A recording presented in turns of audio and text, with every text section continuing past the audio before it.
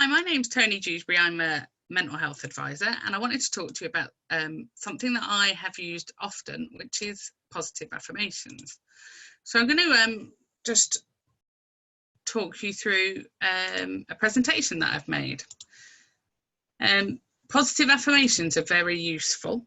There is different research around them about effectiveness and why they're useful. You'll find a lot of information around neuropsychologists really more than any other. Positive psychology also support this way of working.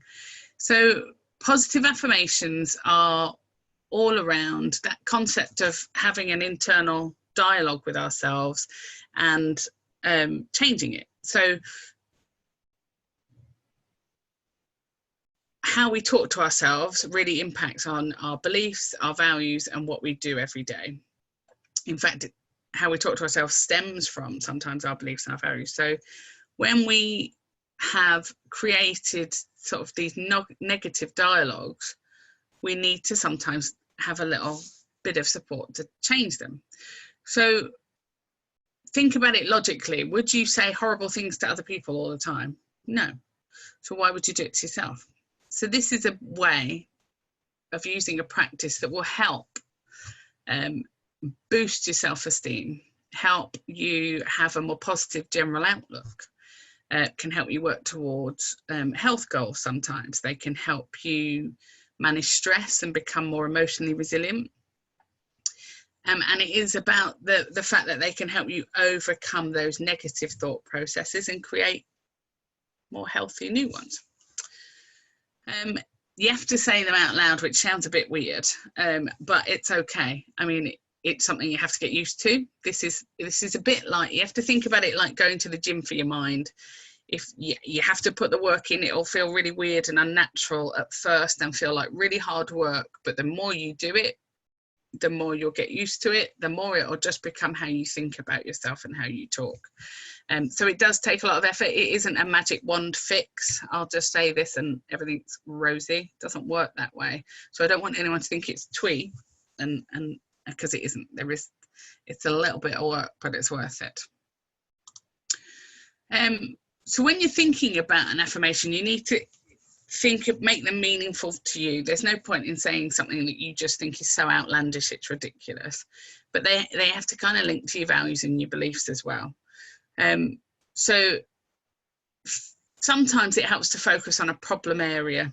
So if you want to become more fit, saying I am fit, I am healthy, I can run 5K, helps.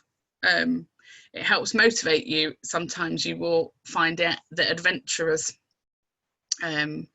like Alex Stanisforth, who's one of our speakers for this event, or other people, like, I don't know, Usain Bolt. I don't think Usain Bolt sits at the beginning and says, I'm a bit slow. I reckon he does that.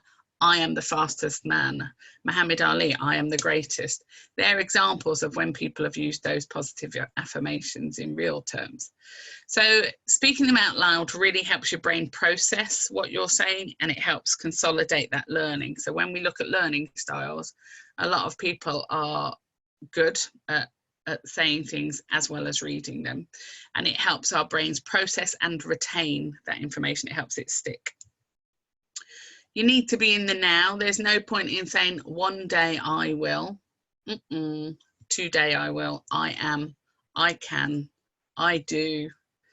Own it, but be in it, and it works. If you go with I might, that's almost like giving your brain permission not to bother.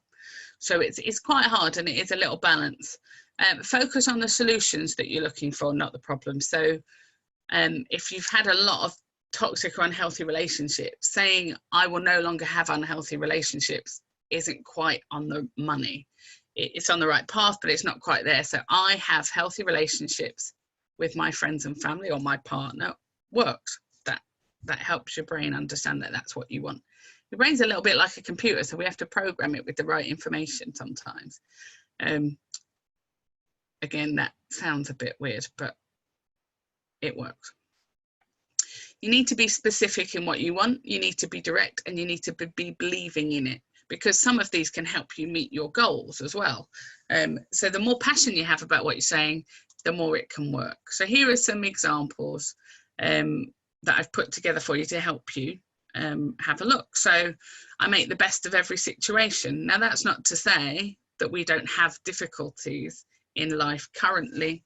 Lockdown, that's been really hard, and for some people a lot harder than others in terms of your space, in terms of the level of isolation that you may have had. You may be somebody who is shielding, so not able to go out at all, and have had to rely on people for support, and that might be difficult if you actually don't have access to that support. But making the best of every situation, that mindset accepts that negative things can happen in life, but it accepts that they are temporary, that we can move forward from them, and that we can overcome, I guess. I focus on the positive. Again, it's a similar thing, and it links to Jan McFarlane's talk around, or work around, positive psychology.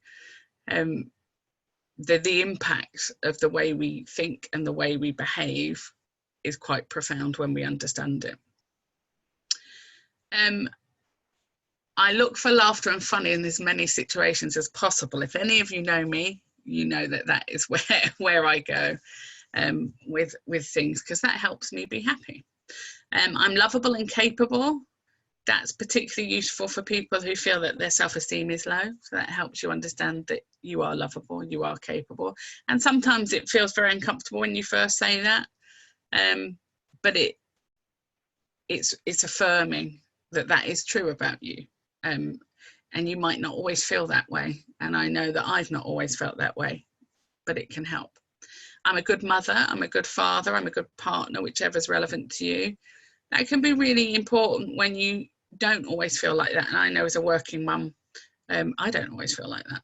So particularly good for you guys at the moment, especially when you're doing all your exams and things, is I know I can accomplish anything I set my mind to, because you're doing it all the time. You're doing it to the best of your ability under the circumstances you got, and you're working hard. So I know I can accomplish anything I set my mind to. It's good, because that's saying I know I can do this, and believing in yourself in that level of giving yourself permission to succeed. So they're just some examples. It's useful to look. Some of them have goals in, you can see. Some of them are more around the positive thinking and the values and belief systems underneath them. If any of you need help around it, we can certainly help you. But I've put together this slide here, which has hyperlinks on. So when you access this, you'll be able to click on the little link, and it will take you to some different resources. So Psychology Today have done a little blog about some helpful hints and tips. It's quite nice, of how to write your affirmations and give you a bit more understanding. PositivePsychology.com have given it, this one's more about the research behind it, for those of you that like to really understand, so you can believe it, really. And it breaks down, it gives you some examples of positive affirmations for teenagers, pregnant people, people with anxiety, people with depression. And I think that's quite useful, because it helps us look at the kind of things and understand different options for us. Nobody is saying that this will solve depression or anxiety. We're saying that this is a helpful tool that you may or may not like. Give it a go. I've also put in Orca there, which is an online search engine, which is really cool, I think.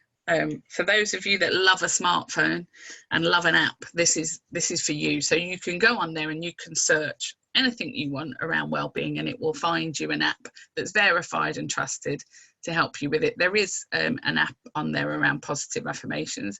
There's apps on there about all kinds of topics around well-being, anxiety, depression, eating, sleep, even meditation. So give that one a good go. And if you've got any more questions, it's ad18@bolton.ac.uk, and if I can help, I will.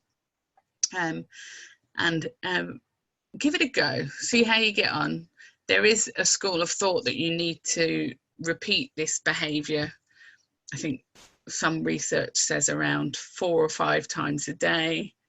There's other research that says once a day for 1 minute, 30 days. So there's a little bit of variance there, but I found with people that I've worked with, for the 30-day thing, once a day for 30 days for around a minute of repeating them and looking yourself in the eye, which is I find that to be the first challenge, really.